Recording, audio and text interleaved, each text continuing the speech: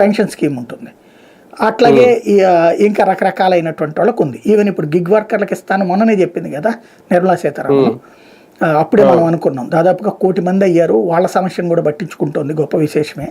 మామూలుగా ఏళ్ల తరబడి వాళ్ళు అట్టాగే ఉండి ఆ తర్వాత ఏ కమ్యూనిస్టులు ఉద్యమాలు చేసి పోరాటాలు చేసి ఆ తర్వాత వీళ్ళు చేయడం ఇదంతా నడిచేది. అసలు వీళ్ళైతే ఇప్పుడు సంఘటితంగా యూనియన్లుగా ఉండటానికి కూడా సిద్ధంగా ఉండరు. ఎందుకంటే ఇప్పుడు గిగ్ వర్కర్లు ఏమి కార్మిక సంఘాల నుంచి వచ్చినటువంటి వాళ్ళు కాదు, మామూలు యూత్ వస్తున్నారు కాబట్టి అట్లా ఉండరు. కానీ ఇప్పుడు వాళ్ళకు కూడా ఇక్కడ ఇవ్వడానికి సిద్ధపడింది కేంద్రం అంటే గ్రేటే అనుకున్నాం. అయితే అది చూసిన నరేంద్ర మోడీ ఇంకొక అడుగు ముందుకు వేసి టోటల్గా అందరికీ 60 ఏళ్ళు దాటాక ఏదో ఒక పెన్షన్ మినిమం అది 1000 రూపాయల 2000 3000 రూపాయలు అన్నది. ఇది ఒకందుకు ప్రయోజనం ఏంటంటే ఈ నిర్ణయం తీసుకుంటే రాబోయేటటువంటి రోజుల్లో ప్రభుత్వాల మీద భారం తగ్గుతుంది. ఇప్పుడు సాధారణంగా ఇప్పుడు మనకే ఉంది, మననే ఎవరు మన లోకేష్ గారు చెప్పినట్టున్నారు ఏడాదికి 30,000 కోట్లు ఎంత పెన్షన్లు అవుతున్నాయి అనేది.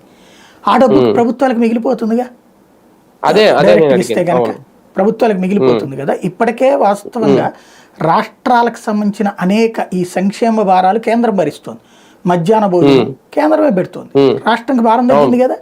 అట్లాగే ఆయుష్మాన్ భారత్ పెట్టాక ఆరోగ్యశ్రీ భారం తగ్గిందిగా చాలా వరకు. అట్లాగే రేషన్ బియ్యం కేంద్ర ప్రభుత్వమే ఇవ్వడం ప్రారంభించింది 5 కిలోలు ఫ్రీగా, దాంతో రాష్ట్రాల మీద భారం తగ్గింది కదా. నిజంగా ఎన్ని కనుక కేంద్రం ఇవ్వకపోతే వీళ్ళు